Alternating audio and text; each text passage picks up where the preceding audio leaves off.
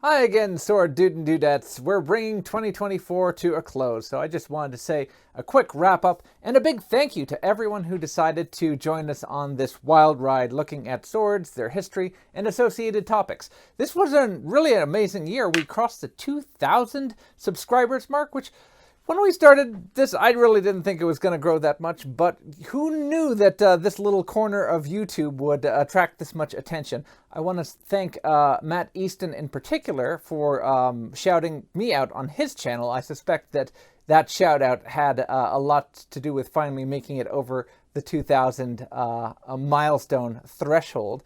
In the honor of that, I thought I wanted to take some time and tell everyone about some of the other sword tubers that I have been following, because it's always nice whenever someone mentions me. I like it, and I like to share that love around in addition.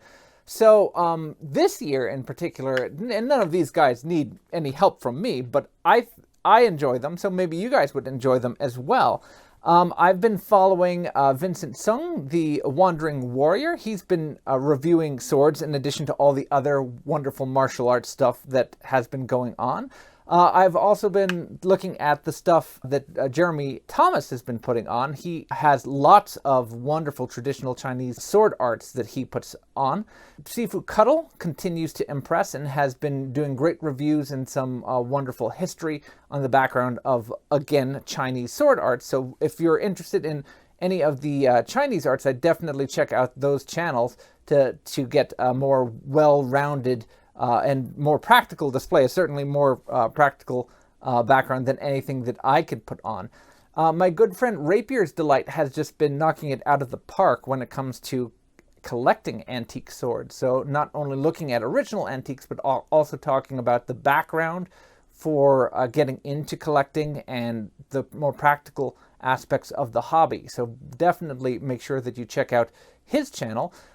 Kai Tomas over at Ludus Ferocia, their club is really wonderful. They have a lot of fun, and they've been reviewing both training swords as well as sharp swords, and it's just been a lot of fun to watch.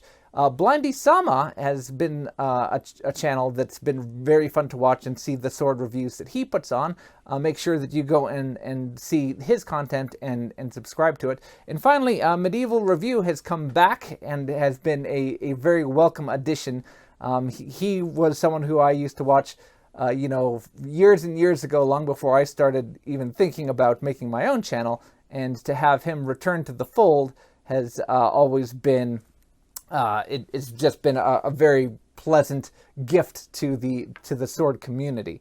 So going forward, hopefully we will continue to see more content from all of them, as well as all of the regulars.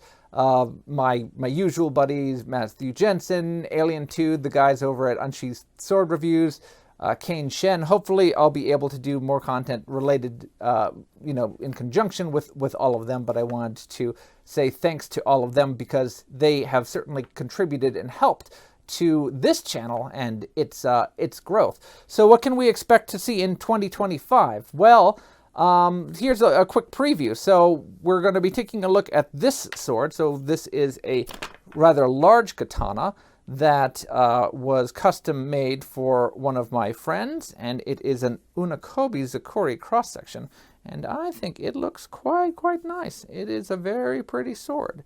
So we'll see how it handles, and we'll get all the specs on it in the not-too-distant future.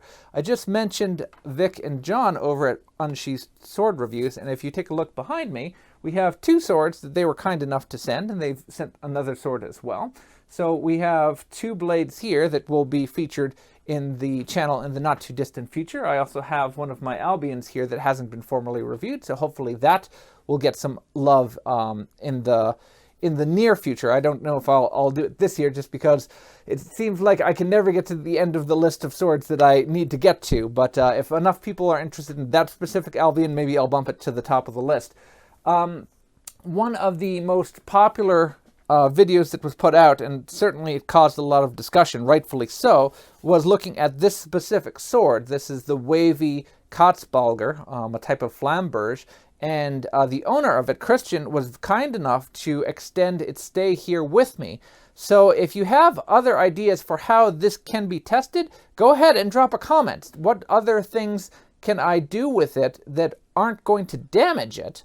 Because it's not mine and I need to send it out, but there are other tests that I'd like to try with it, and I have a couple of ideas. But if you have an idea on something that we can do with this Katzbalger that might show how it performs differently than a typical sword of about the same size, it's kind of like a short arming sword size, then let me know, and I still have a little while that I can play with it.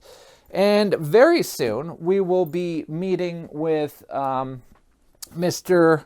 Eric of Winter Cutlery and looking at some of these beautiful, beautiful swords that are just of a kind of different class than I usually deal with. These are very high-end, bespoke, individually made swords compared to the mass-produced swords that I usually get to see. So let's all look forward to a wonderful 2025. What are you interested in? What are you hoping for in your 2025? Do you have any cool swords that are coming your way? Are you hoping that a new sword comes to market? What would you like to see? What would you like me to be able to do that maybe I haven't been able to do? Is there any special requests that I can get out there? I wish everyone a very happy new year, and I will see everyone on the other side. Take care, guys.